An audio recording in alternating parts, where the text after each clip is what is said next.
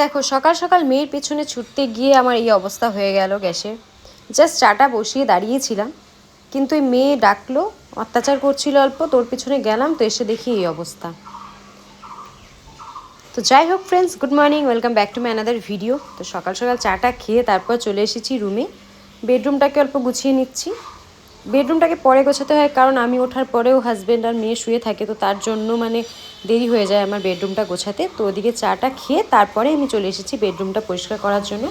আর দেখতে পাচ্ছ আমার বেডরুমের অবস্থা, সোফা টোফার অবস্থা, সারা সোফার মধ্যে ভুজিয়া ফেলে রেখেছে।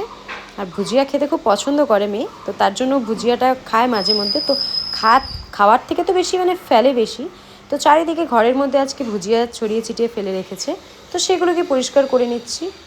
দেখো সকালে কিন্তু অলরেডি আমার ঘর বাড়ি ঝাড়ু দেওয়া হয়ে গেছে, কিন্তু আবার এই দিতে হচ্ছে, কারণ একটু পরপর আমাকে ঝাড়ু দিতেই হয়। কারণ এখন আমি ঝাড়ু দিয়ে গেলাম, একটু পরে এসে দেখবো আবার সেম নোংরা হয়ে আছে ঘর। আমার বাড়িতে তো একজনে নোংরা করে না, দুজন নোংরা করে, কারণ আমার হাজব্যান্ডও কিন্তু খুব নোংরা করে বাড়ি।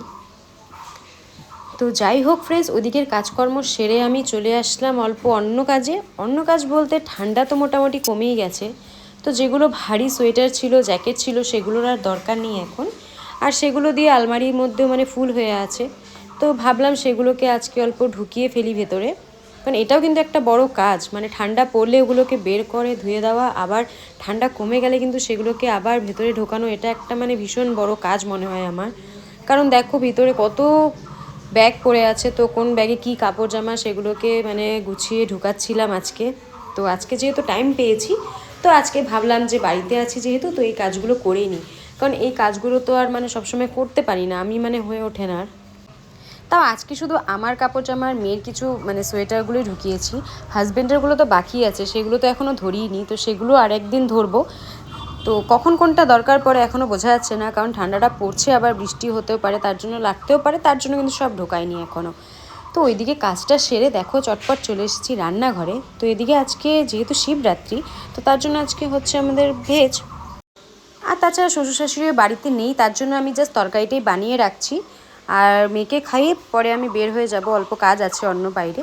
তো যেহেতু শ্বশুর শাশুড়ি নেই, তো বাকি রান্নাগুলো করছি না এখন। তো জাস্ট আলু ফুলকপির তরকারিটা, অল্প বড়ি আছে, অল্প টমেটো কুচি কুচি করে কেটে জাস্ট ভেজে এটাকে বানিয়ে রাখছি। পরে শাশুড়ি আর শ্বশুর আসলে জাস্ট ভাতটা বানিয়ে নেবে। তো আমি আর ভাতটা বানাচ্ছি না, কারণ ভাতটা এখন বানিয়ে রাখলে ঠান্ডা হয়ে যাবে, তো তার জন্য এখন আর ভাতটা বানাচ্ছি না, তো পরে বানিয়ে নেবে।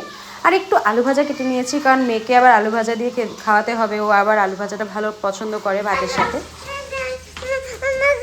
দেখো আমি অল্প রান্না করেছিলাম আর ও নিজে নিজে সেজেছে, টিপ করেছে, আবার বলে এখনো কাপড় ধুবে। কি করবে এখন? কোথায় যাবো?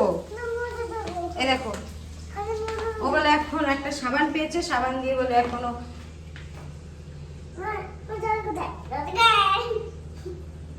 দেখো এখন বলে ও আমাকে যে দেখে কাপড় ধুতে, তো এখন বলে ও কাপড় ধুবে। দেখো কোথা থেকে একটা সাবান বের করে নিয়ে এসছে, দেখি তো সাবান, কোনটা সাবান নিয়েছো দেখাও তো। আবার মাথার মধ্যে টিপ লাগিয়েছে, কি দিয়ে লাগিয়েছো টিপ?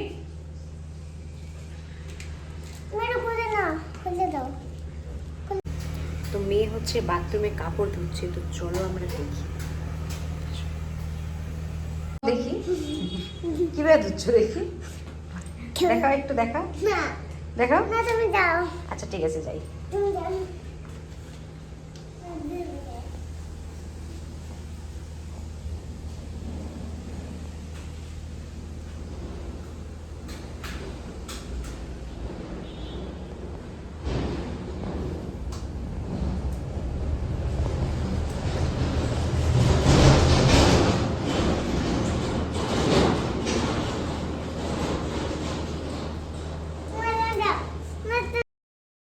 তো ফ্রেন্ডস, আজকের মতন ভিডিওটাকে এখানেই শেষ করছি, দেখা হচ্ছে নেক্সট ভিডিওতে।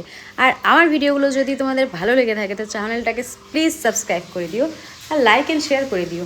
Thank you, bye by.